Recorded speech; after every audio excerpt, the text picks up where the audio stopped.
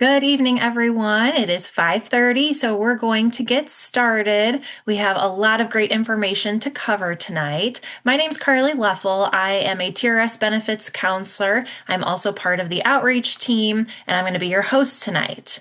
With me, I have my colleagues. I have Sandy Benhart. She's an outreach coordinator with TRS, and she's going to be our presenter tonight. I also have Jasmine McKenna. She's a TRS benefits counselor, and she's going to be helping out with the Q&A since we have a lot of people on here tonight. So we want to welcome you to our webinar, which tonight is specifically for inactive members, meaning that you are not currently working in a TRS covered position, but you maybe had enough service credit to be eligible for a pension. Maybe it's just at a later date. So Sandy is going to go over what your options are, specifically that accelerated pension benefit program. Okay, a couple housekeeping items. All virtual attendees are muted. You probably noticed this already. That is simply so that Sandy can get through all the information in a timely manner. Presentation will last approximately 60 minutes. We do have two sections for Q&A, so we'll actually open the Q&A box in the Zoom tool. You can post some questions. When we get to those Q&A sessions, we do ask that, one, you keep those questions general, because we have, let's see, over 200 people on here tonight. So, keep them general, and two, keep them not so specific to your account, okay? Because we don't have access to anyone's specific account tonight. And since we're going to have two Q&As, we're going to ask that you keep that Q&A specific to the information that has been covered already. Okay, and I'll give you those reminders again when we get to those Q&A sessions. But that is all that I have. I'm going to turn it over to Sandy. All right. Thank you so much, Carly.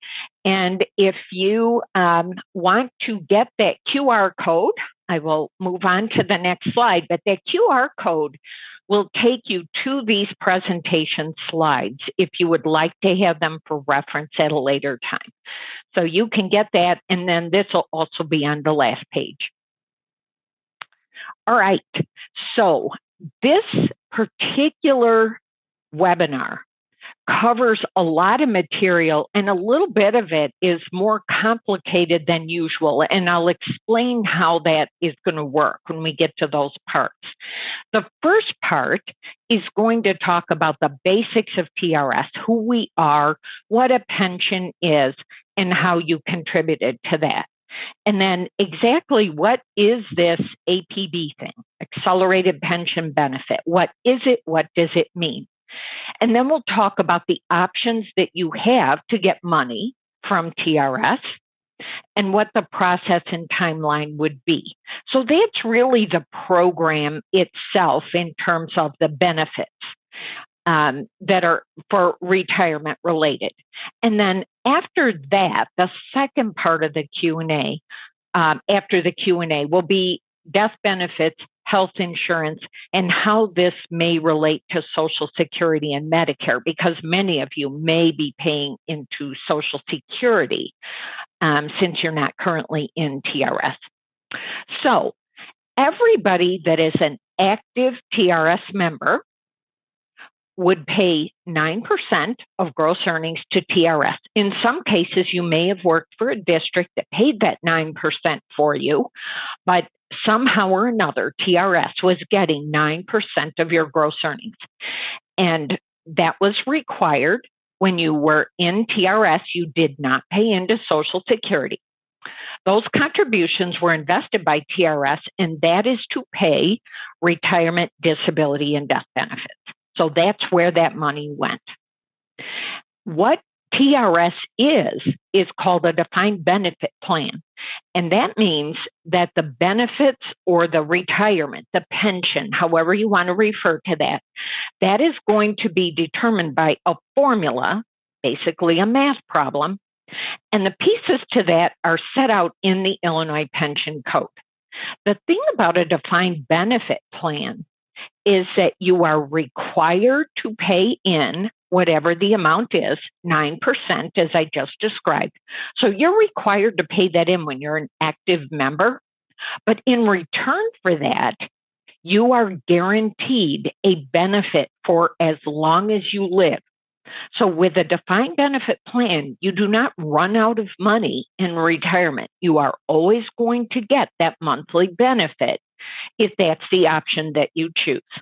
Our current oldest retiree, I believe, is 107 years old. So you could be collecting money for a pretty long period of time. Now, one thing I do want to sort of clarify, reciprocal service means that people, in addition to working in TRS, they worked in one of the other pension systems in Illinois. Altogether, there are 13 pension systems. TRS is just one of them. People that worked in TRS as educators, administrators, something like that, very often will have service in one of the other systems. The most common ones we see would be Chicago, CTPF, SRS, which is state employees, SURS would be state university retirement system, so public universities, or IMRF. Those are the four most common we see in addition to TRS, but altogether there are 13 systems. So you are invited to this as someone that is referred to as inactive in TRS. That means that you have not contributed to TRS in the last 18 months. But maybe you are working in a reciprocal system right now. Maybe you left TRS and went to Chicago or went to state universities, or you're working in one of those other systems. If you are currently working in a reciprocal system and you have a plan to retire reciprocally, combining your TRS with whatever system you work in right now, you would end up getting 2 separate pension checks or 3, depending on how many systems you worked for. You would get multiple pension checks. This webinar does not incorporate the situation where you worked in TRS and now work in another system and would like to retire reciprocally. We really cannot include that here because we don't know whether or not you're working in another system right now. So we are not able to get that information and determine, oh, they probably don't want to do anything with the APB program because they'll retire reciprocally. If you're not working in TRS, we don't know where you are working. So those of you, you can still listen here because technically you would be eligible to take the TRS portion of your service in that accelerated pension benefit. But if you are planning to retire reciprocally with another system, the best thing to do would be to set up an appointment with TRS or that other system and learn about how that will work for you. Okay, so what is APB? It stands for Accelerated Pension Benefit. So in the 2019 fiscal budget process, the state legislature developed this program, which is voluntary for people that had service in TRS. So this program was signed into law in 2019, and it requires that TRS must allow anybody that is eligible for retirement at a later date, they can irrevocably elect to opt out of their TRS pension benefit in exchange for a one-time lump sum payment. And that payment is equal to 60% of the present value of your anticipated pension benefit. So what that means is that the people that are on this call, that were invited to this call, will be eligible at some point when you reach the age requirements, when you're old enough, you will be eligible for a monthly benefit for the rest of your life. What this is saying is that you can accelerate that monthly pension benefit by taking it in a lump sum now. And if you do that, it's going to be 60% of the present value of your anticipated pension benefit. Now, of course, a monthly pension for as long as you live, we don't really know how long you're going to live, but we do know actuarially, probably you'll live to 85 or 86 years old. So that's what we're looking at. How much would we pay you in pension if you live to be that old? Now, the important thing to know is that this APB option, the program as we have it right now, is set to expire June 30th of 2026. It could be extended again. It has been extended a couple of times, but the legislature has not let us know yet whether or not they plan to extend this program for another 3 years or 5 years or some other amount of time. So we need to go on the assumption that if this is something that's interesting to you, this is your last opportunity to take it. So we'll cover how that will work. So in October, some of you just became eligible for this program. Many of you were eligible in a previous year.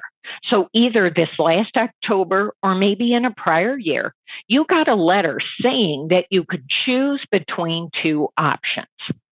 One option was this APB program.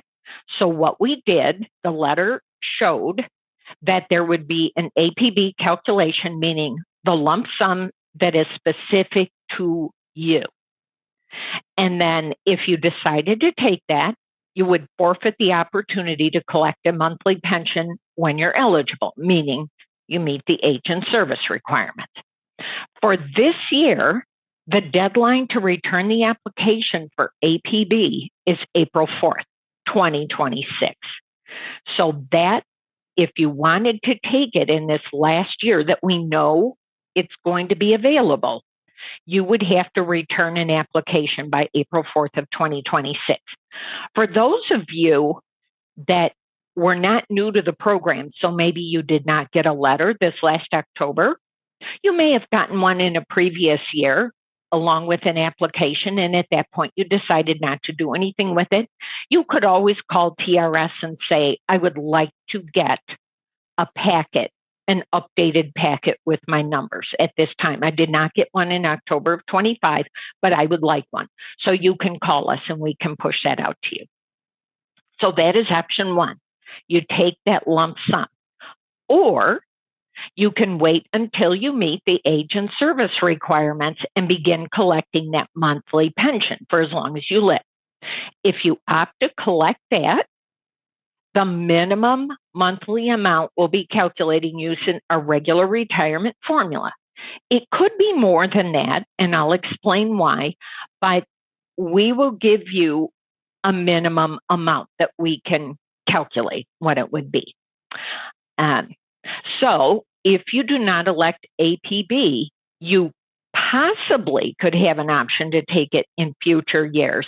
If the state decides to extend it, typically mid-September, they would send out letters to people that are newly eligible, or you would be able to request one if you didn't get a letter. We will have to wait and see what happens in that regard. Okay, one of the things when I talk about if you want a monthly pension, you have to meet the age and service requirements. One of the things that determines when you meet the age and service requirements is which tier you are in. If you, there's a very specific date for this, and that date is January 1st of 2011. So if you first contributed to TRS or any other pension system in Illinois, so I said there were 13 systems, if you contributed to any of those systems for at least one day prior to January 1st of 2011, you are in Tier 1. The fact that you're not currently contributing, that doesn't matter. It all depends on when you first contributed. If your first day of contribution was on or after January 1st of 2011, then you are in Tier 2. So very, very specific date there. So the retirement eligibility is different for the two tiers. For Tier 1, if you have at least 5 but less than 10 years of service credit, you can retire at the age of 62. your 62nd birthday or after. And you need to have at least 5 years, but less than 10 years. The regular retirement age is the age of 60 with at least 10 years. So if you have 10 or more years of service credit, you can retire at the age of 60. In Tier 1, you can actually retire earlier than 60. Retire to us means that you start collecting a pension. So you can retire as young as the age of 55 in Tier 1, but if you are under 60, that regular retirement age, if you are under 60, you need to have at least 20 years of service. So anywhere between 55 and 60, you need to have 20 years of service instead of just the 10 years. If you have less than 20 years, then you do need to wait until you're 60 and you can start collecting at that point. If you're in Tier 2, the regular retirement age is the age of 67 with at least 10 years. And then there is early retirement, is retiring 5 years earlier, also with 10 years. So in either tier, if you retire younger than your full retirement age, so younger than 67 in Tier 2, younger than 60 in Tier 1, if you retire earlier than that, that's referred to as early retirement, and that will come with a reduction in your pension. In Tier 1, there is a way to avoid that reduction, and that is to have 35 years of service credit. It is not likely that those of you that are on this call will meet that criteria, but it is possible. So if you are under the age of 60, but you had 35 years of service credit with TRS, you could retire without a reduced pension. We'll assume that is not the case with the people on this call. So early retirement is going to come with a reduction in your pension. Okay, so what is the retirement formula? This is the same for both Tier 1 and Tier 2. The retirement formula is the math problem that I mentioned on that first slide. We do this equation, and that is your starting pension. You will get raises once you're retired, but this is where we start. So the formula is service credit times the formula factor, that'll give you a percentage, times your final average salary. Your service credit is basically the number of years that you worked in TRS times a formula factor. For the most part, that formula factor is 2.2%. It could be, if you had a lot of years before 1998, it could be 1.67, but it's going to be one of those factors, 1.67 or 2.2%. So your service credit times that, and then your final average salary is going to be the average of your 4 highest consecutive years of earnings out of the last 10 years you worked if you are in Tier 1, or the average of the 8 highest if you're in Tier 2. So we're going to take the years that you worked times that payout percentage times your final average salary. So this is just sort of an example to see the math at work.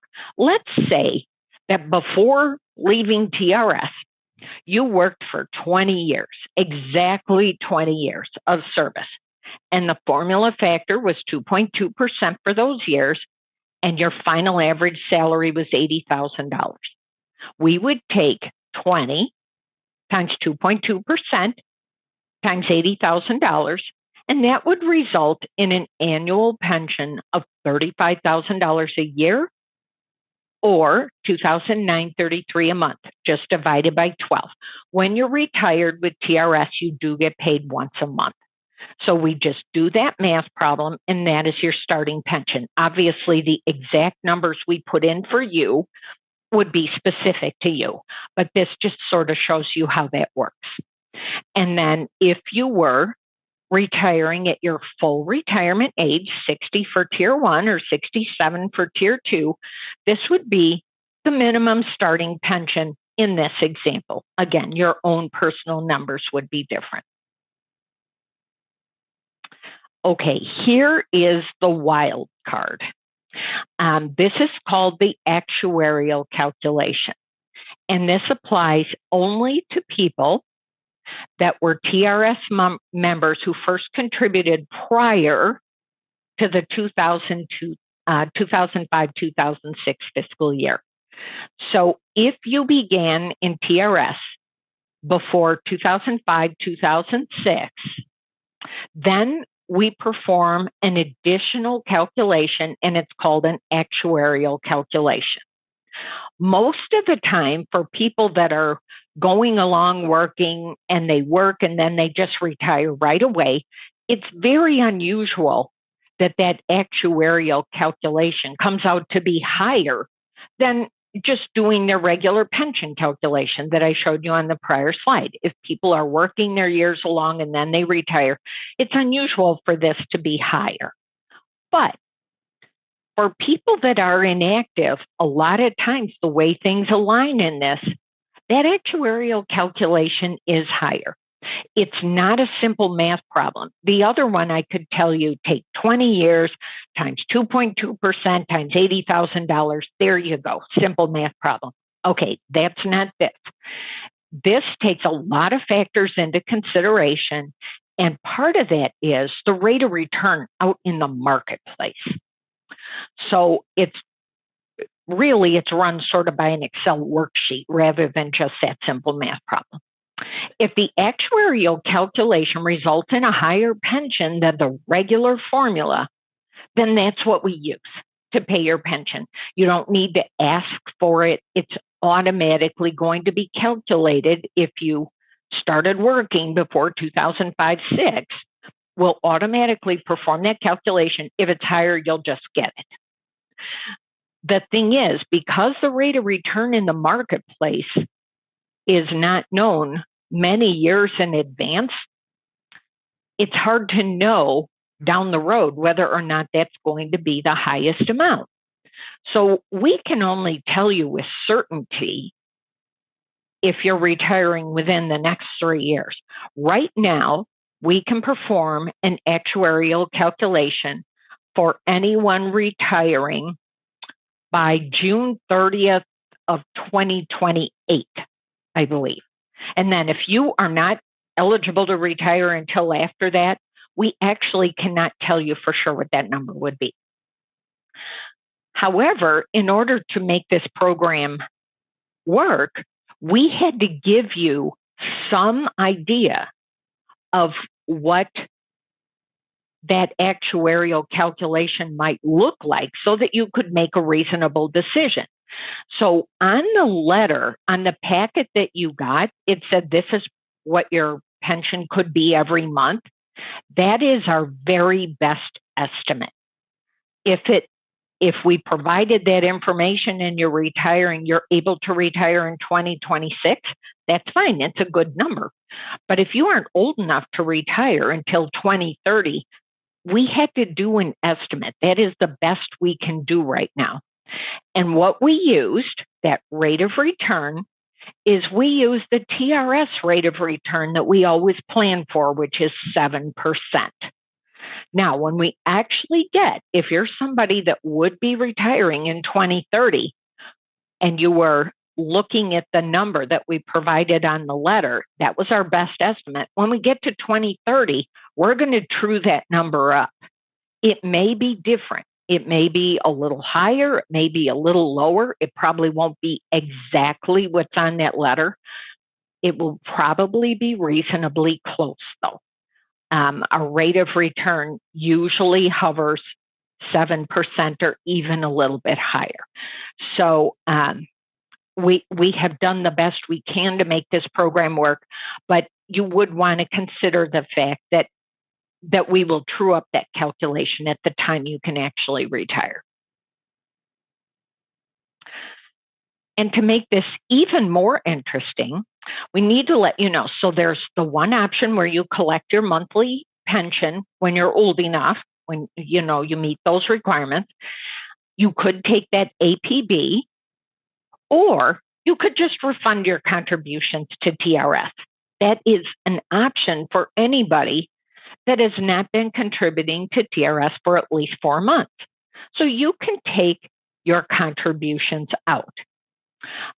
People that qualify for the APB lump sum can opt to refund their contributions, but if you receive the packet at any point, either this year or a prior point, what that means is that your refund was less than that APB lump sum.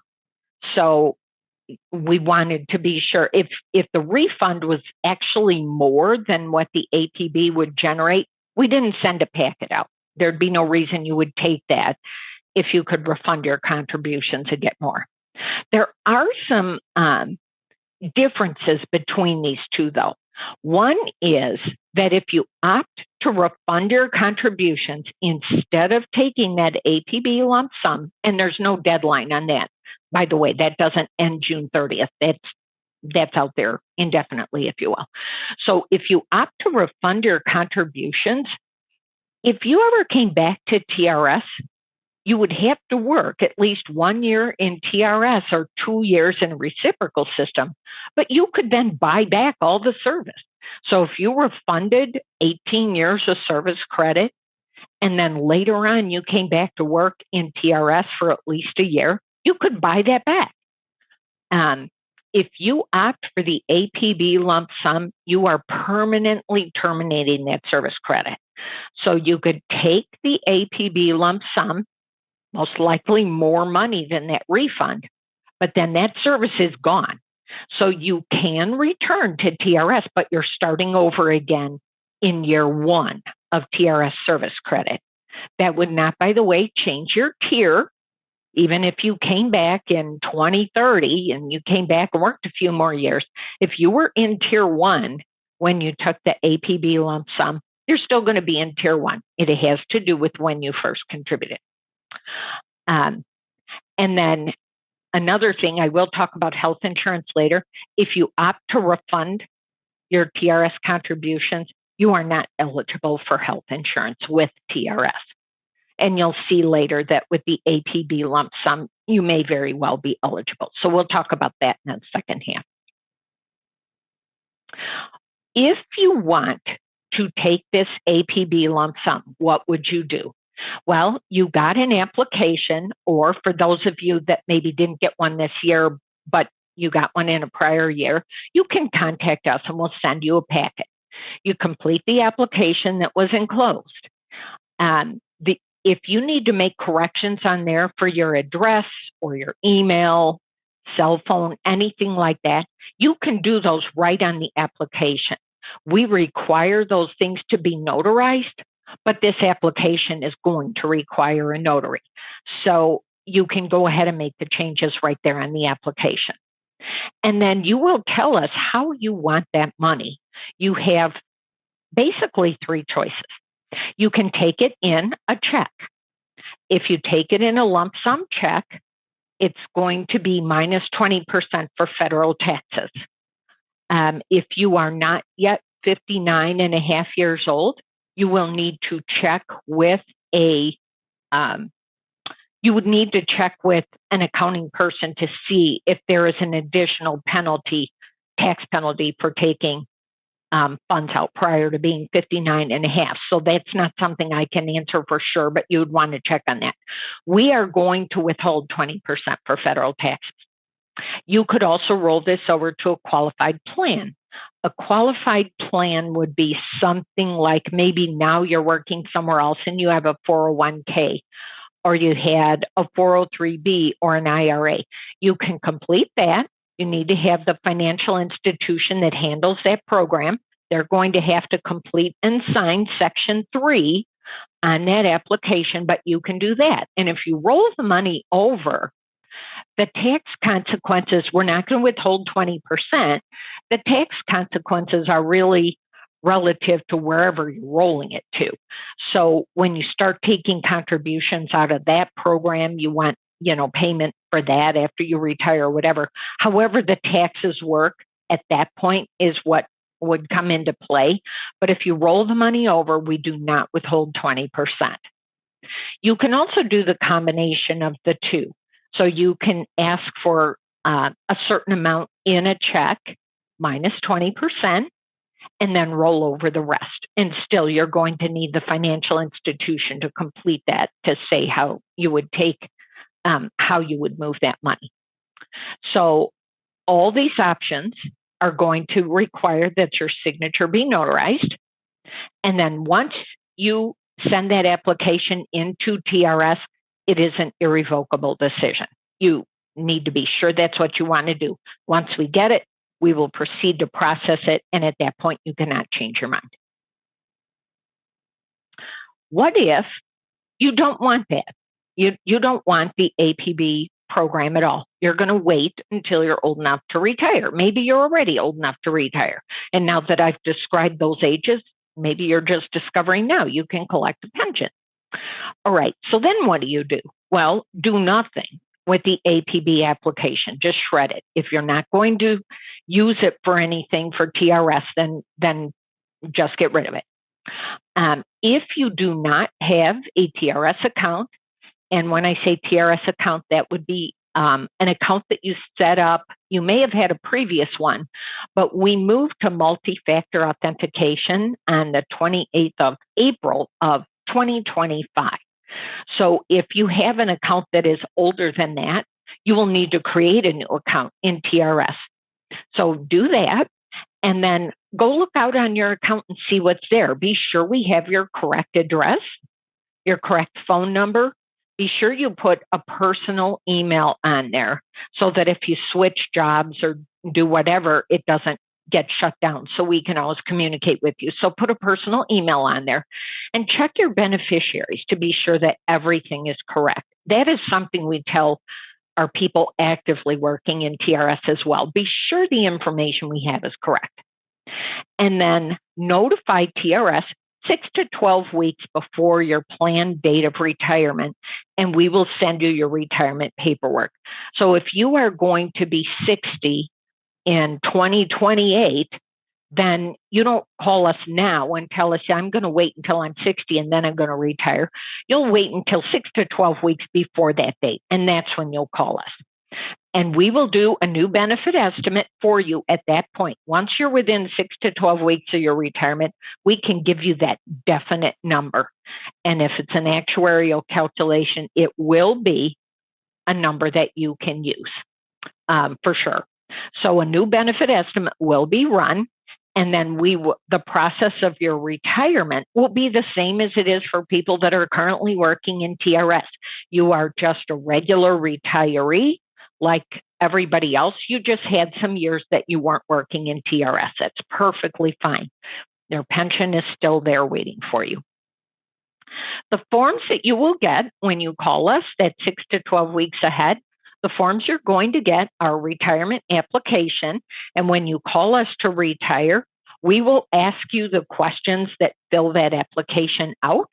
So when you get it, it will basically be completed. So you need to look at it, be sure it's right and what you meant. You'll sign and date it. And then the best way to return it to us is to upload it to your TRS account. It is two-sided. If you upload it, be sure you do the front and the back. You will get a direct deposit form. You can fill out the top, but we do require that you take this to the bank and they fill out the bottom, and the bank has to sign the bottom. If you have a joint account, you need to have your joint account holder also sign along with you on the top. And you will see this on the direct deposit form. So you and joint account holders sign it, and then also the bank signs it. And then the third thing that you will get if you're eligible, and again, I will talk about this in the second half, you would get a trip participation election form. This would be if you are going to go on health insurance with TRS. So the first thing is that you're going to complete the top of that form and return it within 60 days of retirement if you want to enroll. And we will get things set up in a couple back-end systems for you. And then once we get that set up, you're going to call a place, My Benefits Service Center. The number will be on the last page, and we'll give this to you. You're going to call My Benefits Service Center and tell them which program you want. There's a variety of programs available, so you will need to call them and tell them which one you want. it takes about 60 to 90 days after we get all the forms back in order to get you your first pension check. But if you said, for example, I want to retire on my 60th birthday, and that's October 15th, then your first check is going to be 60 to 90 days after that. But the first check you get will be retroactive to October 15th. So it takes a bit to get it, but it is going to be retroactive. And as I said before, it doesn't matter how long you live, you will get a monthly benefit. So I mentioned that we do that formula for people that are doing regular retirement, and you will get raises. For people in Tier 1, those raises, you have to be at least retired a full year, and then the next January 1st, after you turn 61 or older, you will start getting raises of 3% a year compounded annually. If you are in Tier 2, you have to be at least 67 to get your first raise, and that raise is half CPI with a 3% cap. The raises are always going to be effective on January 1st, but when you're collecting a monthly pension from TRS, you get paid on the first of the month for the month prior. So your raise that would be effective on January 1st is actually going to be reflected on your February 1st benefit payment. The month February 1st would be for January. Now, for Tier 1 people, there's even one more option for a lump sum. So for people that choose the annual pension, not the APB lump sum, but the annual pension, there is an option to buy out your raises. And what that means, and this is another program that as far as we know it goes to June 30th of 2026. We do not know if it will be extended beyond that. So this is for Tier 1 people. And what would happen is instead of 3% compounded increases, you would get no raises until you turn 67, and your raise would be 1.5%, but not compounded. So it's going to grow more slowly. But you would get a lump sum that represents your raises that you would get. The APB program represents buying out your whole pension. This accelerated annual increase represents just buying out your raises. You still get your same monthly pension, but your raises are lower and they start at a later age. The only way you can truly understand this is to get a benefit estimate from TRS showing you the last page of that gives you a chart, and then you can see how it would work. But again, right now, this program is set to expire June 30th of 2026. So if you thought this was an interesting option, but you're retiring in 2028, we cannot produce that last page for you. We have to wait and see if the state extends the program, and then we will be able to show you what it may look like. So that would be a decision you would make only if you are eligible to retire in the next 6 months or so. That was a lot of information. If this, then this, if this, then this. So I will not be surprised if there's a lot of questions. So we'll take a break for those right now. What do we have, Carly? Yes. Well, thank you, Sandy, for all the information so far. We have come to our first Q&A section. So just a reminder, please keep those questions general. We don't have access to anyone's specific account tonight. So we and we have a lot of people, which is great, but that means we kind of have to, just ask those general questions. And then also please keep them related to the material that has been covered. I will say, Sandy, in the next part of the presentation, we'll go over death benefits, the trip health insurance, and Social Security. Okay, so if you asked a question about those, I kind of just said keep listening or marked it for later on. Okay, but yes, we do have a couple questions so far, so I'm going to start. First question is, can we calculate our minimum starting pension online? Like, is there a way to estimate that online? Yes, you can. The thing is, when I was, what you will see if you go online and do a benefit estimate, a couple things I'll tell you. If you have reciprocal service, you are not able to include that piece. We can do that, but you cannot. And if the reciprocal service is after TRS, you have to go to that system and get it. So let's say you do not have reciprocal service. You just want to see what TRS will be. What you will see is just the regular calculation. And if you are, when I mentioned that actuarial calculation, we can only do those through June 30th of 2028. So if you are not old enough to retire until 2030, you will get a valid calculation using the formula, but there isn't a way yet to tell you if the actuarial amount is going to be higher. So you'll get a good amount, but it could end up being higher because if actuarial is more at the time you retire, you'll just get that. All right, thank you. Next question is it possible for an inactive member to purchase years of service? So they're talking about optional service. Specifically, they say several states allow members to buy their years out of state. You know, it depends on when that service is. You can purchase optional service, but most optional service, like if you worked in TRS and now you're working in another state, you cannot buy that service credit into TRS unless you return to TRS for at least 5 years. So it is possible to buy different types of optional service. And what optional service means is that there was a time that would be, say you were on leave of absence while you were working with TRS. So there's a break in your service because you were on leave and then you came back after that leave to TRS. You can buy that service. There's certain things that you can buy, but if the things that you are thinking about purchasing occurred after TRS, you would have to return to TRS in order to be able to buy those. So probably the best thing to do, because there could be so many possibilities for this, would be to call TRS and say, this is what my situation is. This is something I would be able to buy. And then we can let you know how it would work out. And a quick follow-up, still on the topic of optional service, how are they say buyback years, but how is optional service calculated? Most of the time, it's different for each type, but generally think about it this way. We're always looking for that 9% of contributions because we need to invest that in order to pay for your pension. By definition, optional service means that you want to buy something where we did not get that 9% because either maybe you weren't getting paid at all because you were off work or you were paying another system or something like that. We need that 9%. So it's going to be that missing 9% plus interest.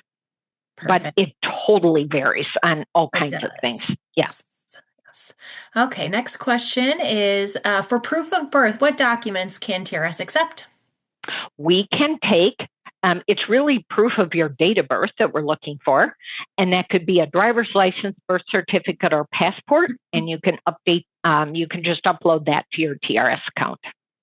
Perfect. If you are able to retire under Tier 1 at age 62, so assuming they have between 5 and 9.99 years of service, is there any benefit to waiting past age 62? Does the monthly benefit increase? A little bit hard to tell. For the most part, not consequentially. So the reason I say that is the things that make your pension larger go back to that formula. How many years did you work and how much money, your final average salary, right? So if you're not working in TRS, you're not doing the things that would make your pension grow. So for the most part, just when you're eligible to retire, you would retire.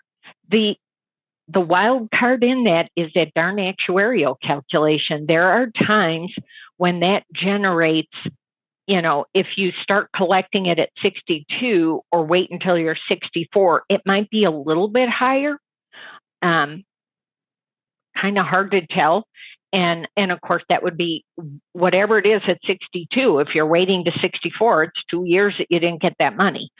So the only people that would receive an actuarial calculation would benefit from waiting.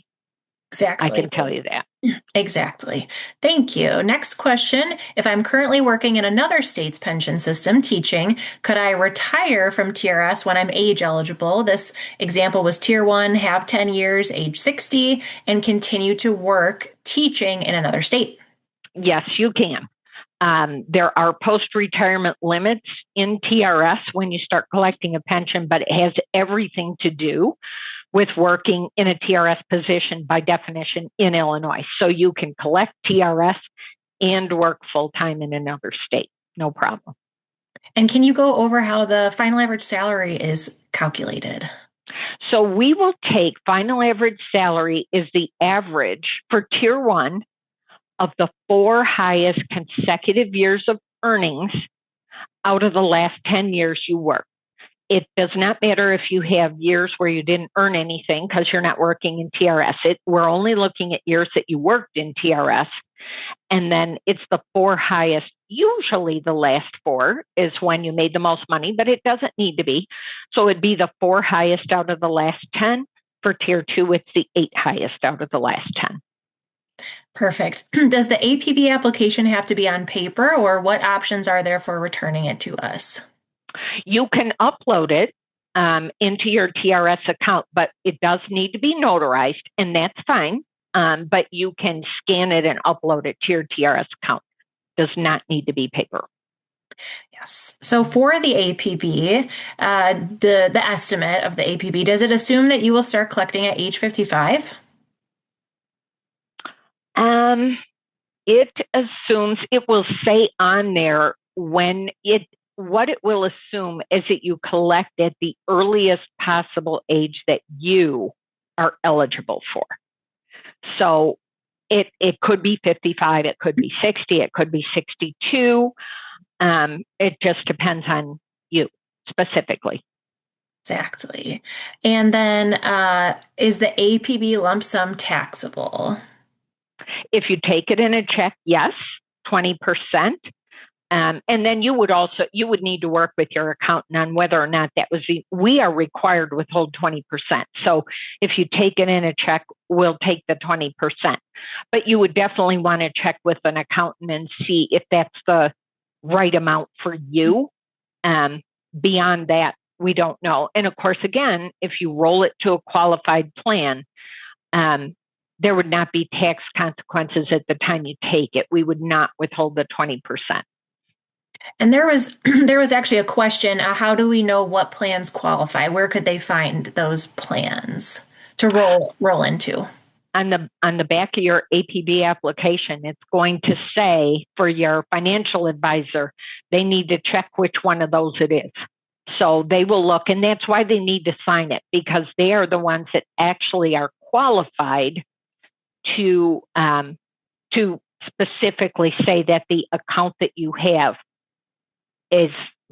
qualifies for whichever one they check off. So the list of them is right on the back of the application. Perfect. Okay, we're just going to do a couple more questions. I know that there's a lot in there, but Jasmine and I will, after we do the live session, we'll be behind the scenes answering those questions to you privately. But just 2 more. Can you go over what the refund is again? A refund is when you so you were paying into TRS the whole time that you were working, and then you can take those contributions out. You always can get back what you put in. It's not going to be the whole amount that you put in. It's minus a survivor benefit because it's no longer going to be payable, but you can take out the money that you put in. That also is going to be taxable. If you take it out, you could roll that over too. So the same tax situation there. And the difference with a refund is that if you later return to TRS or a reciprocal system, there would be an opportunity to buy it back. It'll cost a lot more than what you got when you took it out, but you could buy it back. So a refund, you take the money out and you cancel the service, but you could repurchase it. If you take the APB lump sum, you get whatever that amount is, and you cannot buy that service back. It's a final decision.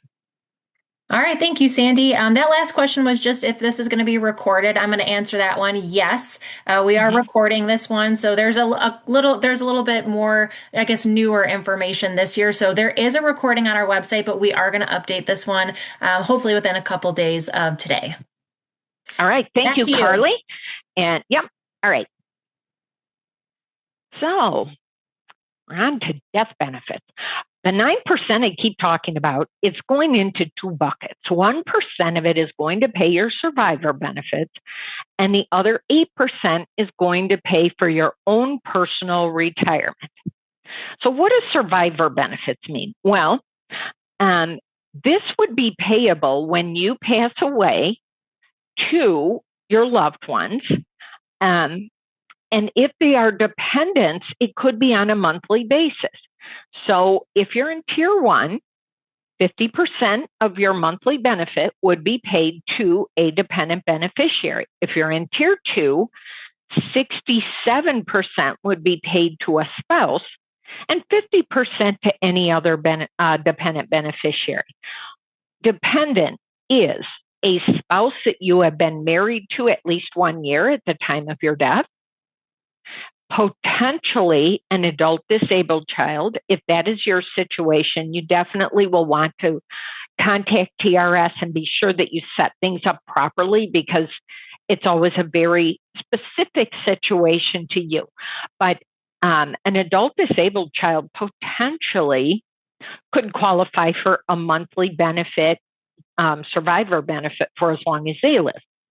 And then your biological or adopted children up to the age of 18 or to the age of 22 if they are full-time unmarried college students. So dependents can get a monthly benefit. They can always, dependents could opt for a one-time lump sum, or if you don't have any dependents, there could be a one-time lump sum. Generally, dependents, if they're eligible for a monthly benefit, that pretty quickly adds up to what the lump sum would be. But they could take a lump sum to any beneficiary. Now, if you don't have any dependents, as I described it, then once you put in for retirement, you can refund that 1% survivor benefit to yourself. Dependents that are going to get a monthly benefit, if you're married, a spouse would get that for the rest of their life. But if you don't have any dependents, you may go ahead and take that money out yourself. You cannot take it out until you actually retire. And if you do take it out, you can't put it back. So if you take it out when you retire, but 7 or 8 years into retirement, you get married again, you cannot reestablish it. So if you take it out, it's out. If you do have dependents at the time you retire, you cannot take it out. You have to leave it in there. The other 8% is what's going to fund your own personal pension. So all the money that you've been putting, we're investing that money. We're building a bucket for you. And it grows all the way until whenever you were last paid by an employer in TRS. Then once you retire, we start taking money out of your bucket. So let's say you're getting $3,500 a month in pension. We start taking $3,500 out of your bucket every month as we pay you. The thing is, all that money that you invested, you will end up recouping that in about the first 4 years of your retirement. By the time you've been retired, collecting a pension for 4 years, there is nothing left in this bucket. But if you pass away before you've recovered your own money, then whatever is left in your bucket is going to be paid to your beneficiaries. So there's a couple ways that you can fill out the beneficiary form. This will be something you'll go on your TRS account and see who you have listed. Maybe things have changed if you don't work in TRS and you haven't been thinking about this. They may not be the right people. So you would print this off, and everything in section 1 is going to be filled out. It'll already be completed with the information that we have. Section 2, you're going to complete your marital status. If you're married, put your spouse's name at the end. Section 3 is one way, option 1, to complete the form. And if you decide to do this, you just check that box Section 3, automatic designation, sign and date the form on the bottom, and upload it. And you're not going to write any names on the rest of the form. The reason that people might do this is that they have multiple dependents in their house. And rather than trying to be sure you have everybody's name in the right spot, you check automatic designation. And if you pass away and this box is checked, we're first going to look for a spouse that you've been married to for at least 1 year. And if we find a spouse, we're going to offer them the monthly benefit.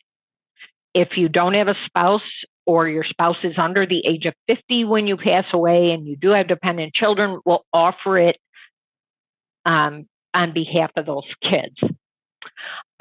If you do not have any dependents at the time you pass away, maybe you checked automatic designation, your spouse dies before you, and your kids are grown up. Nobody's dependent. Then a one-time lump sum will be payable, but it will go to your estate. When it says automatic designation, we don't know the names of the people. So we'll still pay the money, but it will go to your estate. A lot of times when people are ready to retire, everything is kind of settled in their family. Maybe you're still married and you've got 3 kids, but they're grown up. So they're not going to be eligible for a monthly benefit. So if you're married, you would put your spouse as a primary beneficiary on the survivor benefit and also on that beneficiary refund. They'll be the one that could get the monthly benefit on the survivor benefit. And if you pass away very early in retirement and don't recoup all the money, they would also get that beneficiary refund. And then you don't need to list your children, but very often people do choose their children as alternates. So you would write their names on the bottom there on both Section 4 and Section 5. If your spouse died before you and we had to go to the alternates, the only difference between listing the names here and that automatic designation, a one-time lump sum is going to be payable because I described it that your children are too old to get a monthly benefit. But if we have their names and everything written out here, we will take that one-time lump sum, and instead of sending it to your estate, we're going to divide it exactly evenly among the names that we have and write them a check, in which case they'll probably get money in 6 weeks or something instead of having your wait till your estate settles. We do not care which way you do it, but it's often if you're married and your spouse dies before you, it is often easier to just have them get that money. You can put, if you're not married, you can put someone else as your primary beneficiary on here. And if they're not dependent, they'll still get a one-time lump sum and they'll get a check for whatever is payable. You cannot put a pet. Don't list your pet. But anything else, you have to put names and social security numbers in here, and then we can pay people. Okay, a couple things that are different. Of course, there always has to be something different, right? So if you opt for the APB lump sum, you are giving up your survivor benefits and your beneficiary refund. So you are not going to have any death benefits because we've incorporated all of that money into the APB lump sum that we're giving you.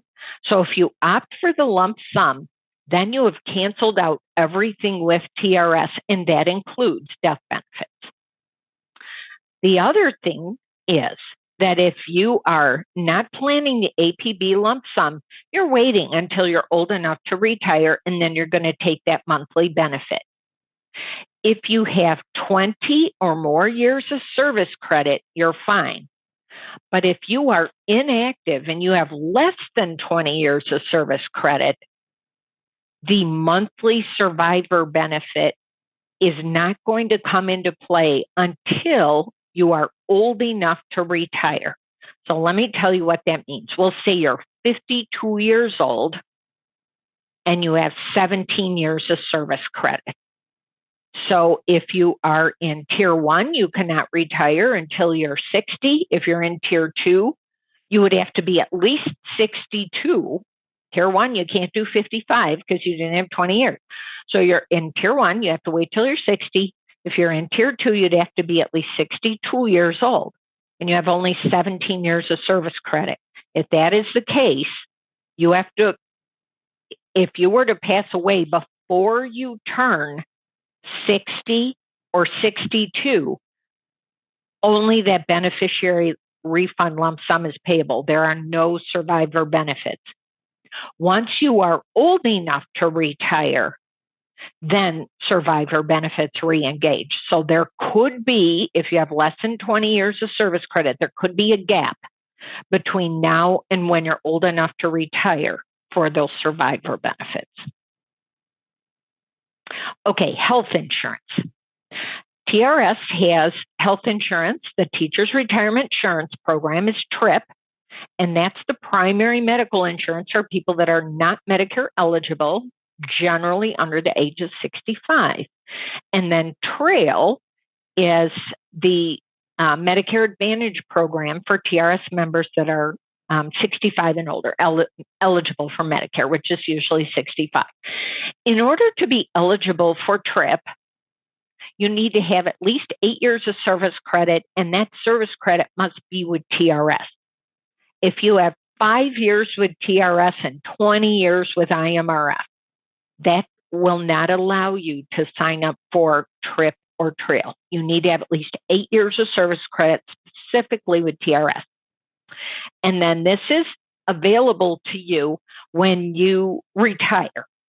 So the first time that you can enroll for this is the first of the month following your retirement. I gave an example before where somebody turned 60 on October 15th and they wanted to retire on their 60th birthday. If they had at least 8 years of service credit with TRS, they could sign up for TRIP, and it would have to be effective November 1st, the first of the month following their retirement. You don't need to sign up for this if you're retiring, but somebody had an example, they're working full-time in another state. You probably have health insurance there, so you don't need to sign up for this now. But when you retire from that state, maybe you don't like the health insurance that's available as a retiree there. When that is terminated, you could sign up for TRIP then. You can sign up when you become Medicare eligible or during our annual open enrollment periods. And that would be generally the month of May for TRIP, which is under 65, and then mid-October to mid-November for TRAIL. This program is medical, prescription drug, dental, and vision. It's all in one. You can't just pick some of these or whatever. If you take the program, you get them all. Now, usually what will happen is if you're collecting a monthly pension, however much your health insurance is, we just take it out of your pension. You don't pay us or anything. We just take it out of your pension. But if you elect the APB lump sum, you're not getting a monthly pension. But you still can sign up for TRIP or TRAIL at the age you would have been eligible to retire. So we'll say that you are 52 years old in Tier 1, and you have 17 years of service credit, and at least 8 of them are with TRS, and you decide to take the APB lump sum. You can go ahead and do that now, and then you would be eligible to retire at the age of 60, so you can sign up for TRIP then. You will need to initiate that, though.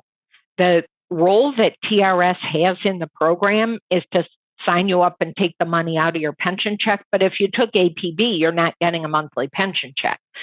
So if this is the option you want and you would like to sign up for health insurance, you have to directly contact Central Management Systems. And I will have the number for that on the last page, and you can initiate the coverage with them. So this is what it looks like, how much it would cost. Everything on this page is per person per month. You as a TRS member are the benefit recipient, and then a spouse or children under 26 or an adult disabled child, those would all be dependents.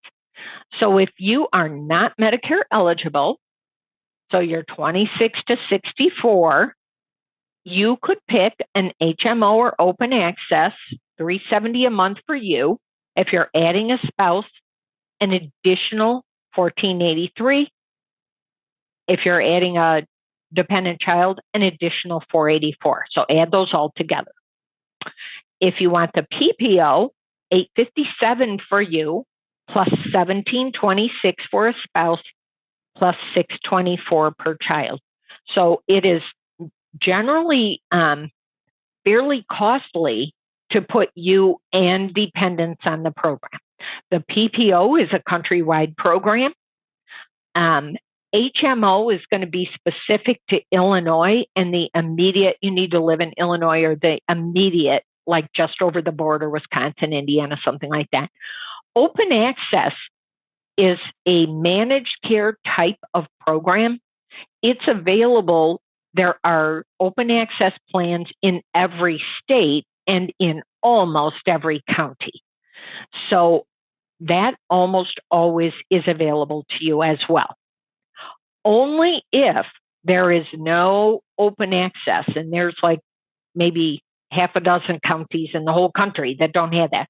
But if you happen to live in one of those, then you don't have an option of an HMO or open access. So then you can have the PPO. And in the case of the TRS member, you get it essentially for half price, $431 a month. But you will see that that does not translate to dependents. They still have to pay the full rate. Now, once someone is Medicare eligible, most often this would be you and a spouse. So if it's just you on the health insurance, when you become Medicare eligible, you're going to hop over here to the last column. You have to get Medicare A and B in place. That's through Medicare with the federal government, not us. You get Medicare A and B in place, and that is called basic Medicare, covers maybe 80%. So people will get something else to cover all of it. The Medicare Advantage program is the Medicare program that covers everything. It's the only program we have for Medicare eligible. For you, it's a PPO with Aetna and $7.35 a month.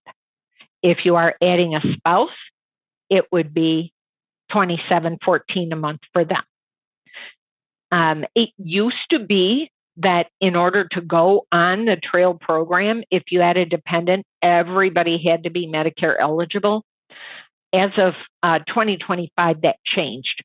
So if you are wanting to cover a spouse, but you don't go on Medicare at exactly the same time, the one that is not Medicare eligible will stay over here in the 26 to 64 category, and the other one will go right onto trail when they're eligible. So that can be very helpful. Okay, Social Security. It's entirely possible, if you are not working in TRS, that you are working in a position that pays into Social Security. Whatever you've earned with TRS has always been golden, if you will. Whatever you earned with TRS, you were always going to get all of that. But up until January of 2025, if you also earned Social Security, it was very likely that the windfall elimination program was going to reduce Social Security, not TRS, but Social Security. Likewise, if you were earning a pension, but possibly married to someone that was earning Social Security, the government pension offset would reduce or eliminate Social Security for you if you were supposed to get a survivor benefit or something from a spouse. That was eliminated with what is called the Social Security Fairness Act that was signed into law in January of 2025. This does not change anything with TRS because you are always going to get the money you earned from TRS. What it changes is that likely you will not be affected. Your TRS pension is not going to affect what you have earned on Social Security. So that's a positive. But you do need to contact Social Security to verify how your own situation will work. But this has been very helpful. Okay, I've mentioned a couple times your TRS account. And as of the end of April of 2025, we went to multi-factor authentication. It's much more secure. So if you have not set up a TRS account since that time, you will end up needing to set up a new one.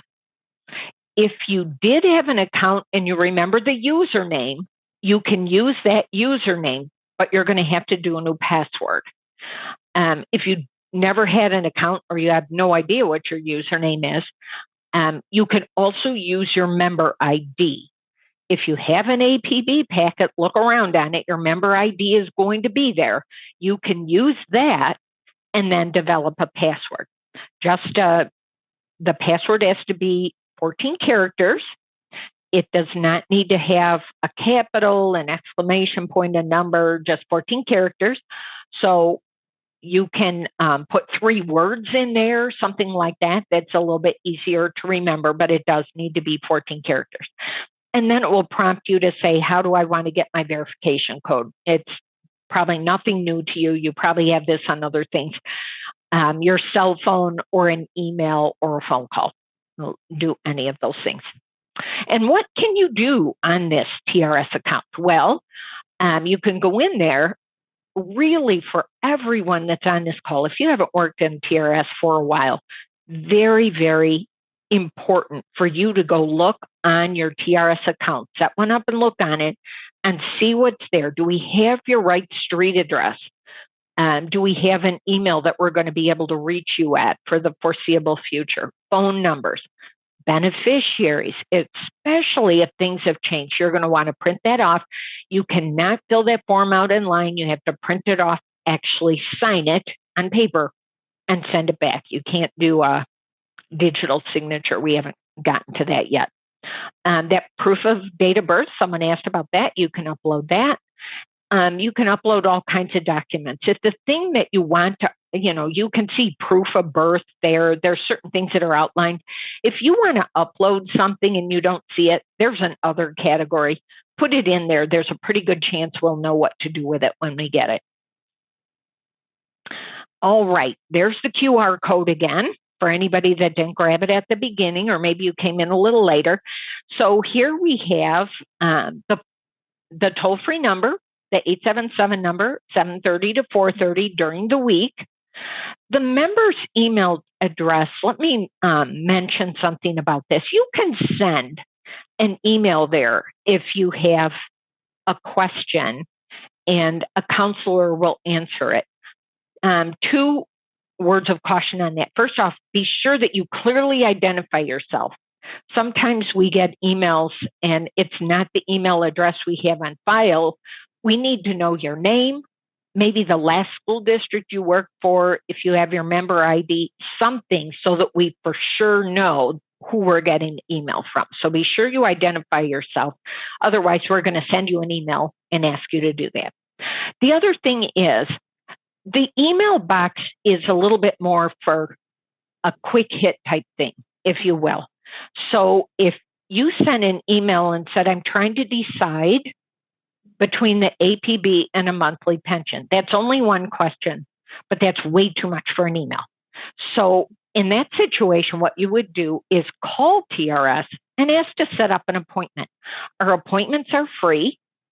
They can be in person in Lisle or Springfield, but you may not live anywhere near here. So they could also be a video conference or a teleconference. When I say 7:30 to 4:30, it is Central Time. So I've worked with people in Europe before. Got to adjust for that a bit. But we are happy to set appointments. So if you have a complicated if this, then this type question, don't send that in on an email. Just call us and we'll set something up to talk to you. Carly mentioned that the recording from last year, it has a different due date for the APB application because that changed this year, and the health insurance rates are different. There's a couple things. Essentially, it is the same information, so you won't be too far off if you listen to that, and then we'll get this recording out as soon as we can. Look on the TRS website. There's the number for My Benefit Service Center for when you want to sign up and pick your health insurance program. That's who you're going to do there. And then if you're one of the people that takes APB and then down the road you want to sign up for TRIP, Central Management Services is who you would contact to do that. So these are your numbers there. All right. So I see some more questions in there, Carly. What do we have that I can help people with? Yes. All right. Well, thanks again, Sandy. Now, Jasmine and I, while Sandy was doing the second part of the presentation, Jasmine and I, we tried our best to respond to all of the questions that were in there. If we did have what Sandy was saying, like an if this, then this, that's really specific, we probably just suggested to call us. So again, there's that 877-927-5877 number.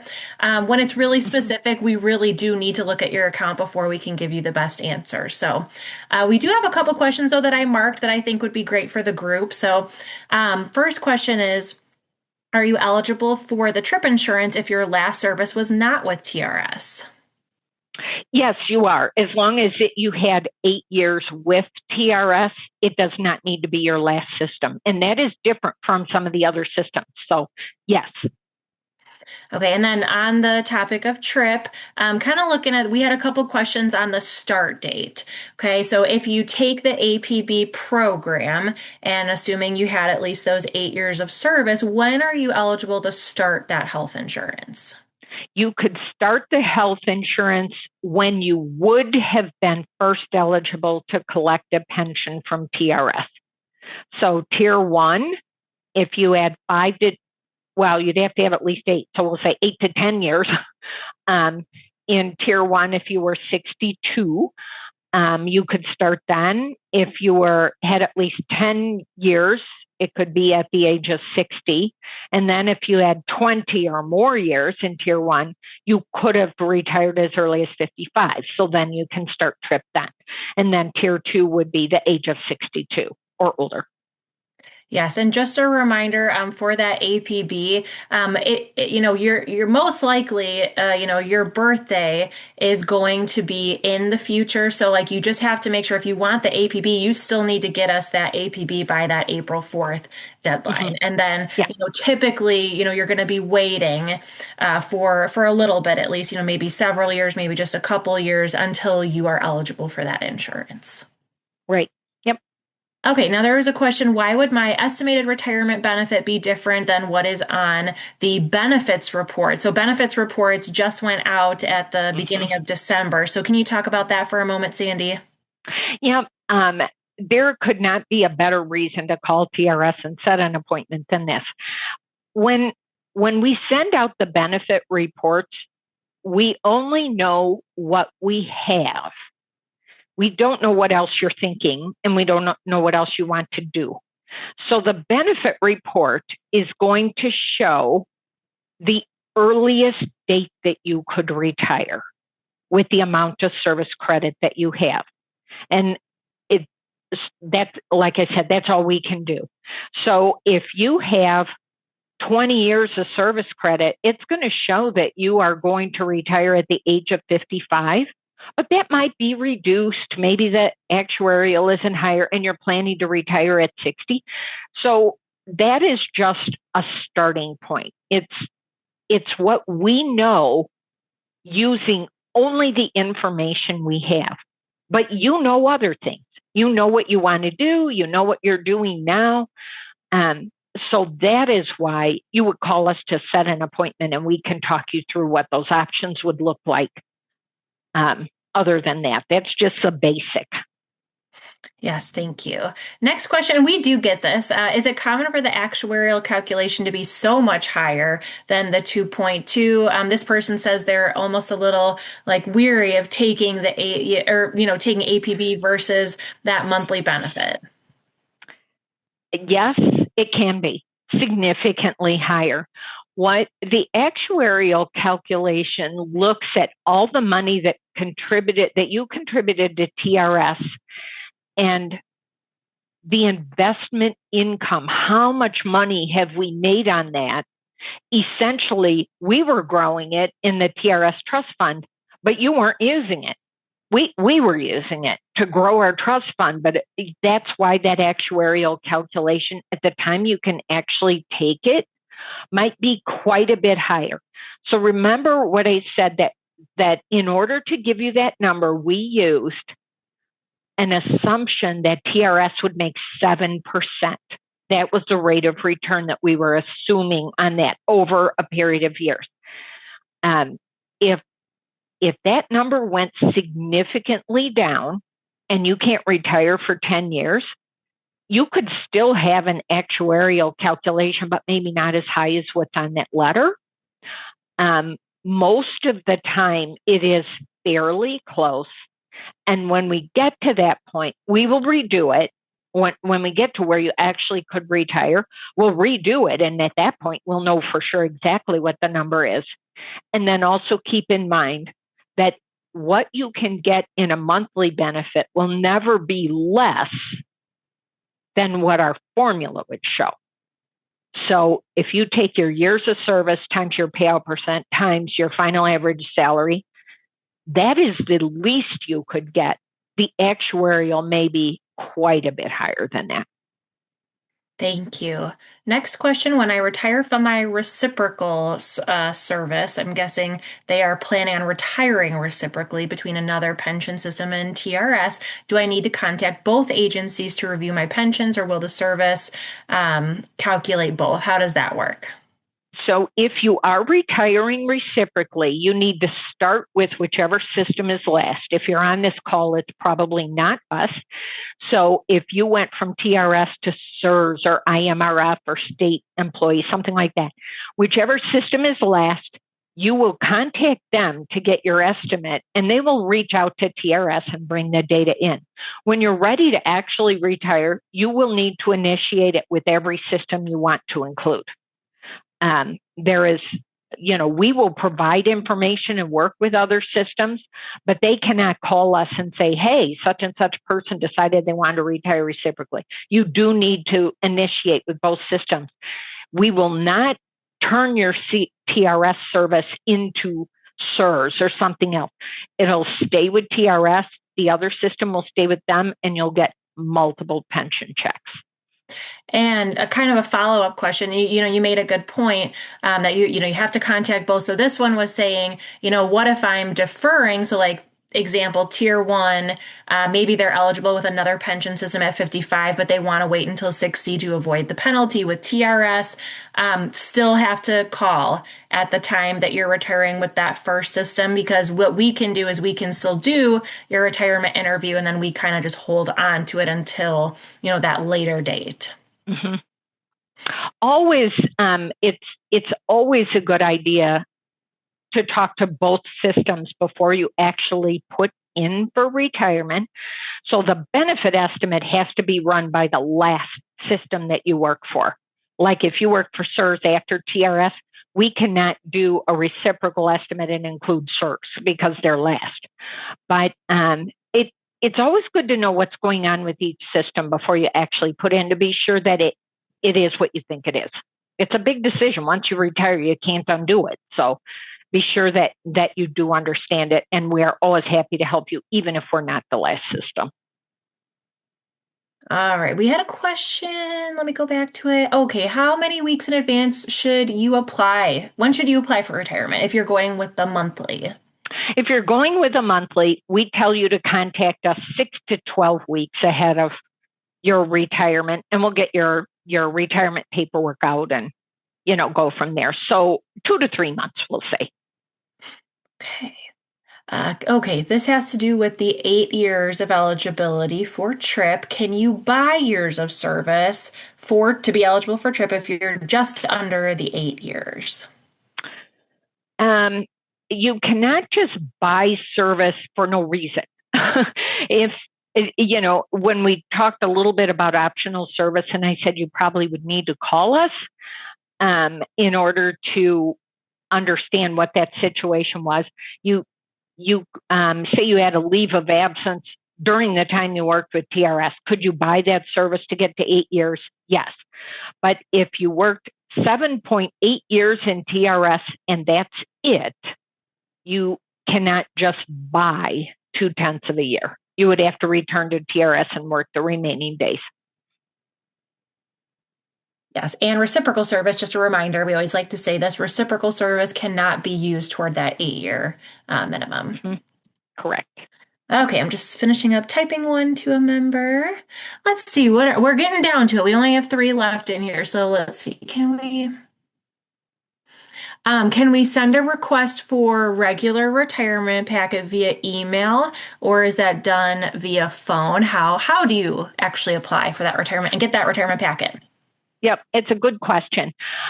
We would ask you, especially if it's imminent, because of if you're in tier one in that AAI situation, you can do your retirement online, not through an email, but you can go into your TRS account and do it online.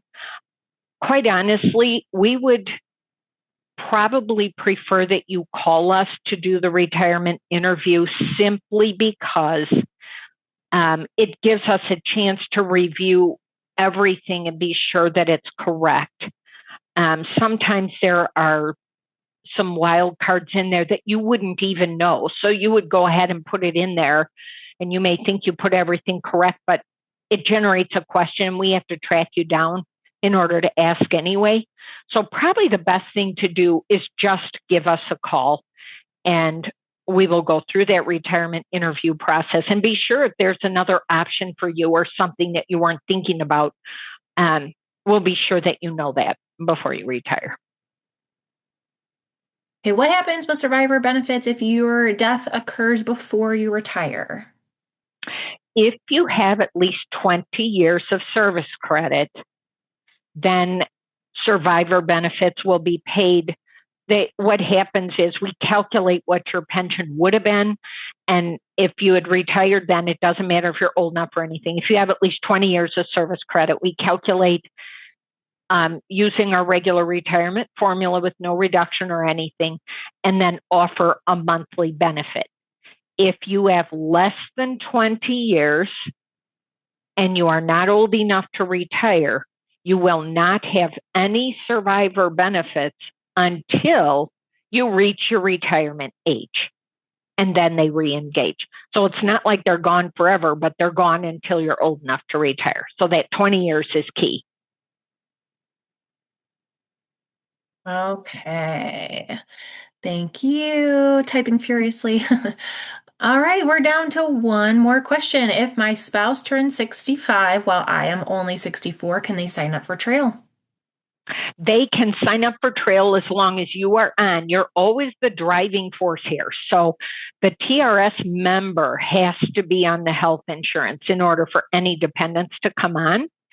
And then if you are on trip and your spouse is 65 before you, they can go on trail. They sign up for Medicare A and B, but they can be on trail, but only if you are already on the health insurance. And then when you turn 65, you would go on trail as well.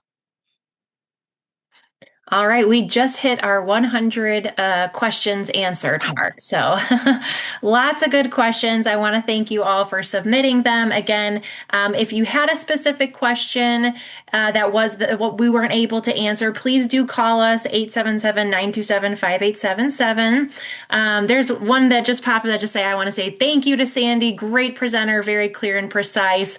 Sandy, great job as always. So thank you all for taking some time out of your night. We realize this is a later starting webinar, and also we went right up until 7 o'clock with all of those great questions. So thank you so much for taking some time to learn about your TRS benefits. Sandy or Jasmine, anything to add? I will just say this, without a doubt, is the most complicated information we present, because it's if this, then this, if this, then this, if this, then this. And I am very appreciative that you guys hung in there for all of this. So thank you for attending. Have a great holiday season. Yes. Thank you all. Have a good night. Have a good night, everybody.